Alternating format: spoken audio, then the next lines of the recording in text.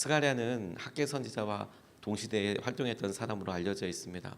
학계 선지자는 한 70대에서 80대 정도 되는 시기에 활동했다라고 말씀을 드렸는데, 그것과 비교해서 스가랴서는 아주 젊은 선지자였을 것이라고 추측하고 있습니다.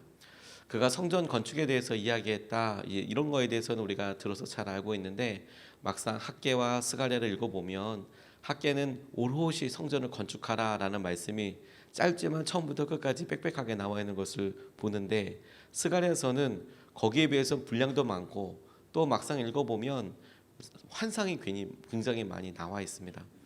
우리가 보이는 성전, 그 성전을 보이는 것에 순종하는 것을 통해서 누리는 어떤 하나님께서 예비하신 은혜, 충족함이 있다면, 학개서가 그런 부분을 강조한다면, 스가랴서는 그 보이지 않는 성전, 하나님께서 성전을 짓게 하시고 그 성전에 드러나는 영적인 의미와 하나님께서 어떤 일들을 예비하시고 이끄시는지에 대해서 보다 더 강조하고 있는 성경이라고 이렇게 비교해서 이해하시면 훨씬 더 쉽겠다고 싶습니다. 오늘 그 말씀 중에서, 스가랴서 말씀 중에서 스가랴가 성전을 짓는 것에 대해서 스룹바벨에게 이야기하고 또 백성들에게 이야기하는 것, 하나님의 목소리로 하나님께서 주신 말씀을 그가 대언할 때 말씀했던 그 내용을 통해서 하나님께서 우리에게 하시는 말씀을 같이 붙잡고 싶습니다. 첫 번째로 하나님께서 스가랴를 통하여서 스룹바벨에게 하셨던 그 말씀이 우리에게도 마치 하나님의 일, 주님께서 오늘 하루를 살면서 말씀하시는 격려이고, 주님께서 우리가 원하는 그 일을 이루시는 능력의 비밀이라고 좀 붙잡고 싶습니다. 하나님의 영으로 가능하다, 하나님께서 이렇게 스룹바벨에게 말씀하셨는데 이게 우리에게도 똑같다라는 생각을 하게 되었습니다. 6절 7절 말씀을 보면, 그가 내게 이렇게 말해 주었다. 이것은 주님께서 스룹바벨을 두고 하신 말씀이다. 힘으로 되지 않고 권력으로도 되지 않으며 오직 나의 영으로만 될 것이다. 만군의 주님께서 말씀하신다. 큰 산아, 내가 무엇이냐? 스룹바벨 앞에서는 평지일 뿐이다. 그가 머릿돌을 떠서 내올 때에 사람들은 그 돌을 보고서 아름답다 아름답다 하고 외칠 것이다. 이렇게 이야기하고 있습니다.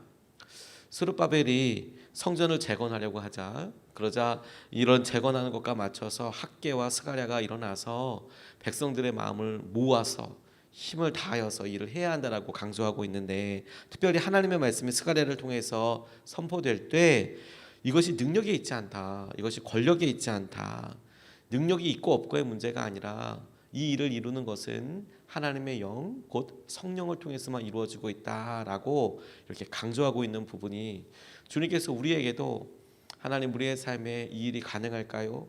이게 한계 아닐까요? 하나님 이 일을 이루시는데 내게 너무 능력이 없는 것 아닐까요? 혹은 내게 경험이 일천한 것 아닐까요? 이런 고민하고 질문하는 우리에게 하나님께서 정확하게 예비하신 말씀이라는 생각을 하게 됐습니다. 우리는 어떤 일을 이렇게 시작하려고 할 때 먼저 내가 이거 해봤나?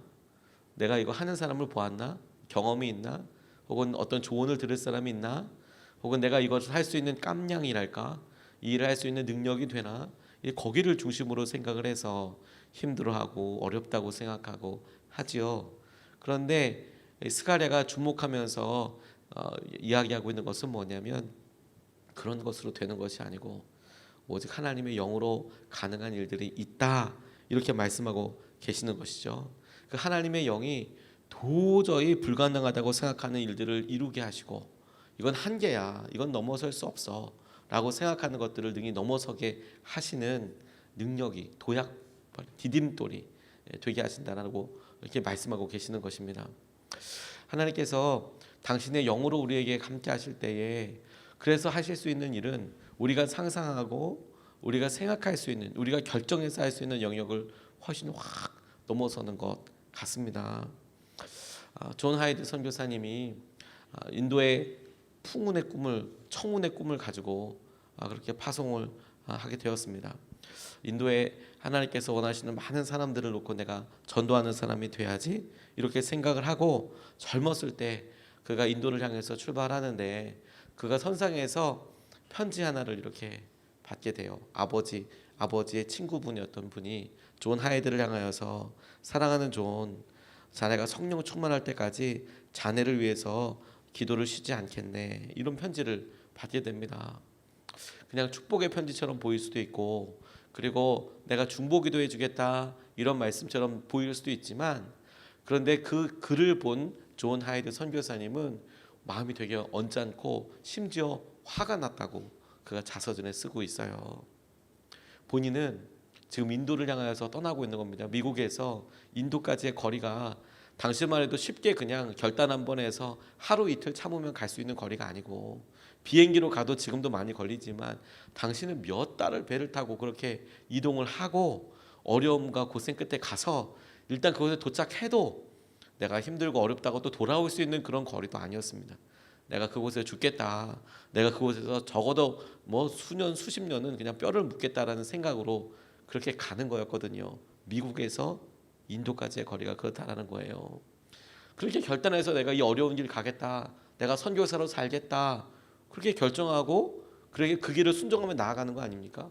그러니까 그런 마음으로 내가 해볼 거야, 나 할 수 있어, 이 젊음을 다 불태워서 인도 땅에 부흥이 일어날 거야 이러고 가는데, 편지 떡 받고 나니까 아니, 이렇게 하나님을 향해서 가는 내가 성령 충만하지 않으면 도대체 누가 성령 충만하다는 거야? 나를 위해서 이렇게 기도하겠다는 그 사람에 대해서, 아니 내가 성령 충만하지 않으면 그러면 누가 도대체 성령 충만할 수 있겠는가, 이런 생각이 확 들었어요. 참 희한하죠. 시선 하나가, 바라보는 것, 질문 하나가 그걸 보고 해석하는 게 완전히 달라지게 되는 것 같아요. 그래서 그가 너무 분노가 나서 화가 나서 자기가 전보로 받은 그 카드를 구겨버렸대요. 그리고 화가 나서 씩씩씩씩 돌아다니고 가판위를 돌아다니다가 문득 이게 진짜 그럴 수도 있겠다라는 생각이 들어서 그가 다시 그 편지를 받아보고 다시 펴서 자기 마음을 이렇게 생각하고, 그리고 다시 한번 기도하기 시작했대요.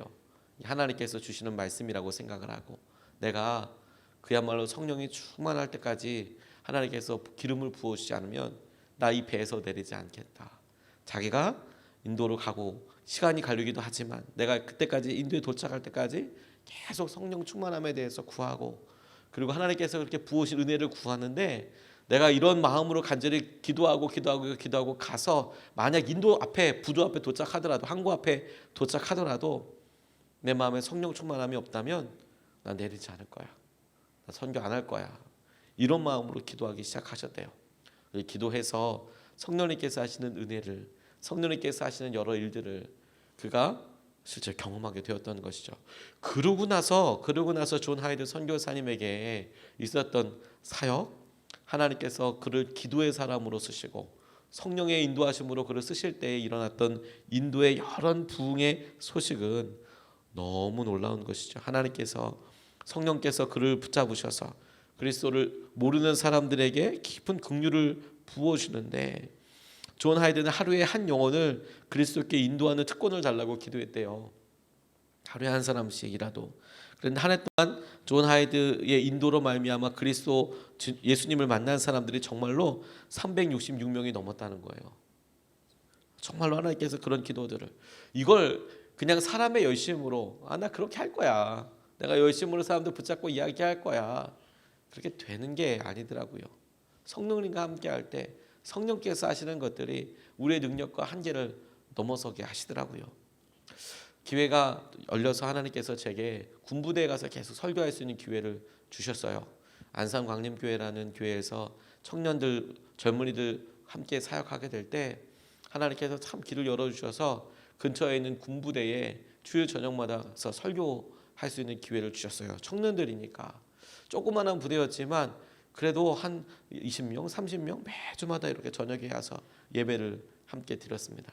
그러면 신병들이라고 그 부대에 배치된 친구들이 이제 간혹 와요. 신병들 제대하고 나면 신병 들어오고 뭐 계속 그렇게 되거든요. 그러면 참 재밌는 것은 그 신병들을 데리고 또 고참들이 교회를 데리고 와요. 그리고 그 끝나고 나면 본과 공부처럼 우리 속회처럼 이렇게 조를 나눠서 간식도 먹고 짧지만 한 주 동안 어떻게 살았는지 삶도 잠깐 나누는 시간이 있는데, 그때 신병들에게 이제 복음을 전하는 시간이 있었어요. 매주마다 올 때 되면 하나님께서 어떤 분이시고 이런 이야기를 나눕니다. 그러면 제일 어리잖아요. 이제 이병이잖아요.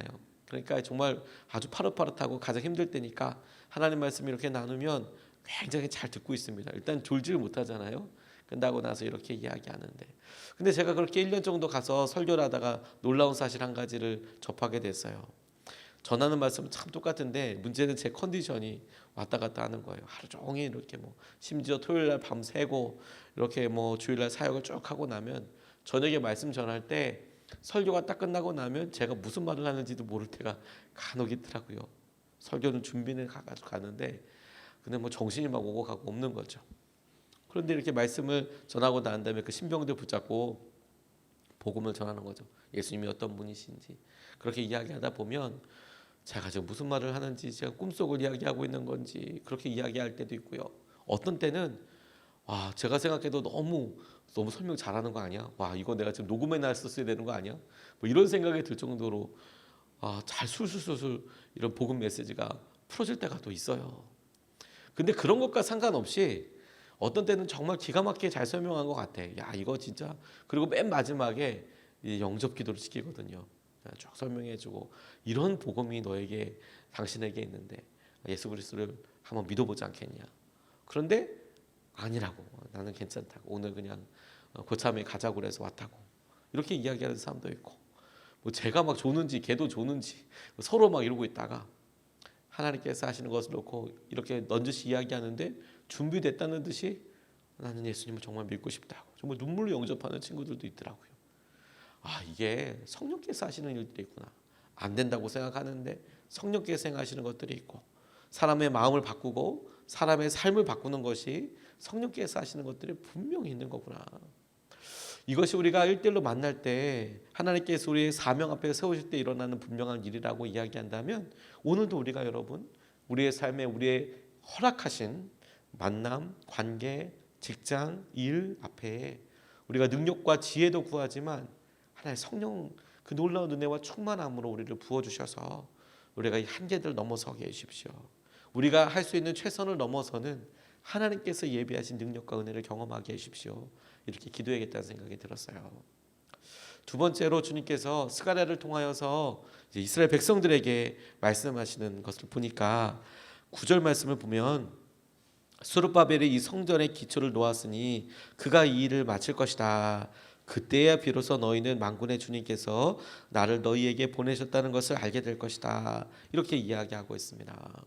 스룹바벨이 이 성전의 기초를 놓았으니 그가 이 일을 마치게 될 것이다. 그리고 이 일을 하게 되면 이 스가랴 선지자를 하나님께서 보내셨다는 것을 이스라엘 백성들이 알게 될 것이다. 이렇게 이야기하고 있는 부분인데, 그 중에서 이 일을 시작한 스룹바벨과 이 일을 완전히 이루실 하나님에 대해서 이야기하고 있는 것을 주목하게 됐어요. 스룹바벨이 이 일을 시작하게 되었다. 우리가 어저께 학계 선지자를 통해서 보았듯이 15년 동안이나 성전 재건이 중지되고 있었어요. 중지됐던 이유는 그것을 방해하는 사람들이 바벨론으로 편지를 보냈어요.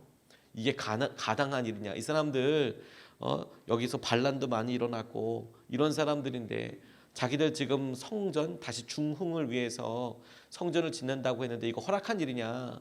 이렇게 이야기하다 보니까 짓지 말라. 그러니까 지금 그때 당시에 이스라엘을 점령하고 속국으로 가지고 있었던 바벨론을 사지 마라. 이래서 안 하고 있었던 거거든요. 아무리 바벨론과 이스라엘이 멀다고 이야기하지만 관계에 따라서 영향력을 많이 주고받는다고 하지만 그게 사람들에게는 하지 말라는 너무도 당연한 그런 합당한 이유처럼 여겨졌을 거예요. 학계가 일어나서 아니다, 더 지체하면 안 된다. 스가랴가 일어나서 아니다, 맞다, 이거 짓는 게 하나님의 뜻이다. 이렇게 이야기할 때 백성들이 소유할 수 있겠죠. 혼동이 있을 수 있겠죠. 그런데 그들이 일어나서 이야기할 때 스룹바벨이 시작을 했단 말입니다. 그가 시작하는 것, 그거 자기 힘으로만 될 수 있는 것 아니었을 거예요. 너무 많은 변수들이 있거든요.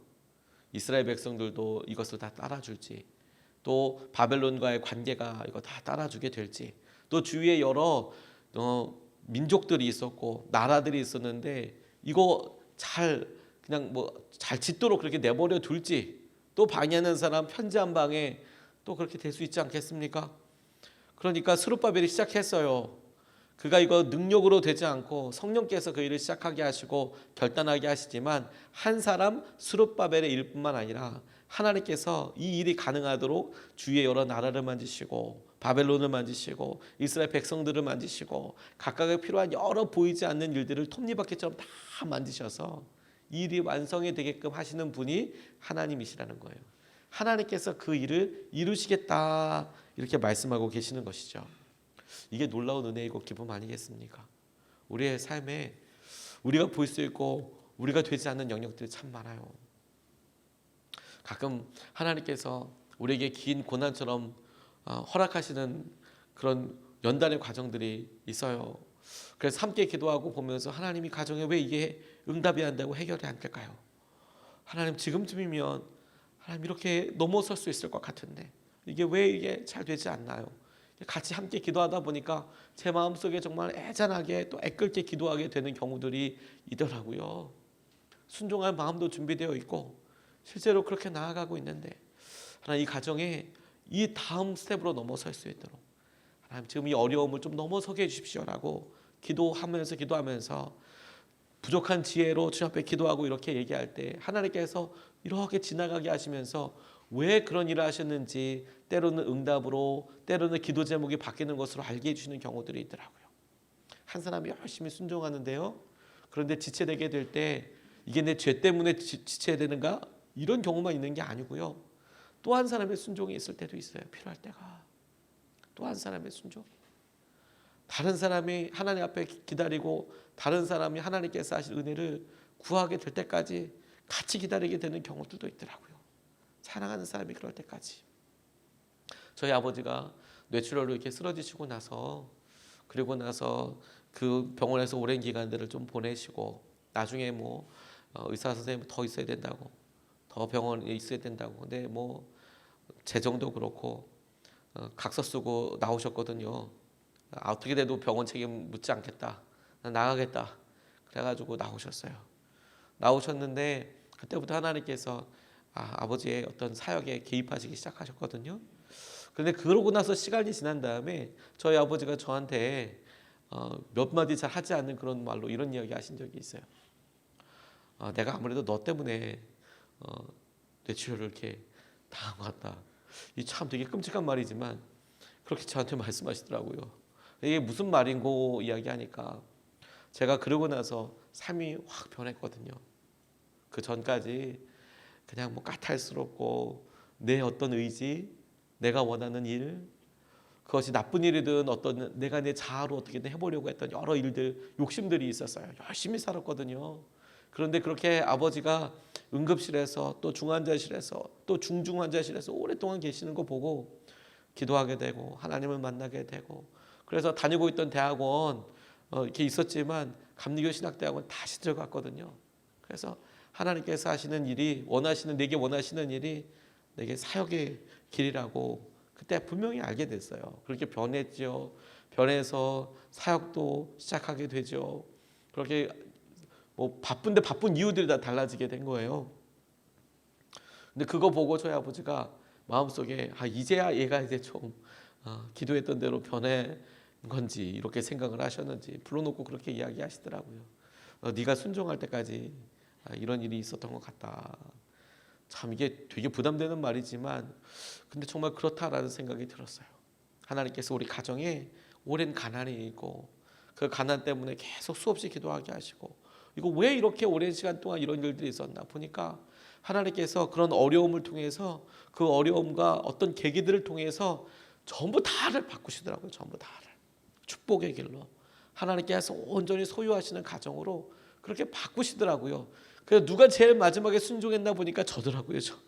내가 이렇게 순종해서 우리 가정이 어려움을 당하고 힘든 것 진짜 맞는가 보다. 왜냐하면 하나님께서 정말 아버지께서 병원에 가시고 태어나시는 그 시점을 통해서 참 많은 것들을 바꾸셨어요. 재정적으로나 만남으로나 가정의 화목이나 기쁨이나 그런 일들을 통해서. 그래서 알았어요. 오늘 말씀을 보면서도 우리가 열심으로 성령께서 우리에게 하시는 것을 열심히 나아가서 이렇게 불태우면서 할 수 있는데 왜 어떨 때는 참 동력자가 붙지 않고 참 나 혼자 있을 수 있고 그래서 성령의 은혜를 계속 구하지만 혼자서 막 이렇게 불타오른다라는 느낌이 있을 때도 있는데, 어떤 때는요 한 사람이 붙고 또 다른 사람이 붙고, 그래서 정말 활활 타오른다 이런 느낌이 들 때가 있거든요. 이걸 은혜를 구해야 하는 거구나. 이게 하나님께서 이 일을 이루시도록 기도하고 내어드리고, 주님께서 하시는 일을 우리가 믿음으로 이렇게 이런 마음에 하나님께 들었습니다. 오늘 두 가지 말씀을 같이 나눴는데요. 첫 번째 능력의 비밀로, 첫 번째 능력이 이거 우리 개인의 능력과 상황으로 되는 일이 아니라 하나님의 영, 그 성령으로 가능한 일들이다. 두 번째, 하나님께서 이 일들을 이루신다. 하나님 우리에게 그런 성령의 은혜와 충만함을 주시고, 두 번째로 하나님께서 우리 삶에 보이지 않는 영역과 우리 앞에 보이지 않는 여러 사람들, 메어져 있는 여러 톱니바퀴처럼 메어져 있는 연쇄적이고 순차적인 여러 일들에 하나님 개입하여 주셔서 하나님께서 이루시는 은혜와 충만함을 누리게 하여 주십시오. 이것을 붙잡고 두 번 나눠서 오늘 같이 기도하겠습니다. 첫 번째로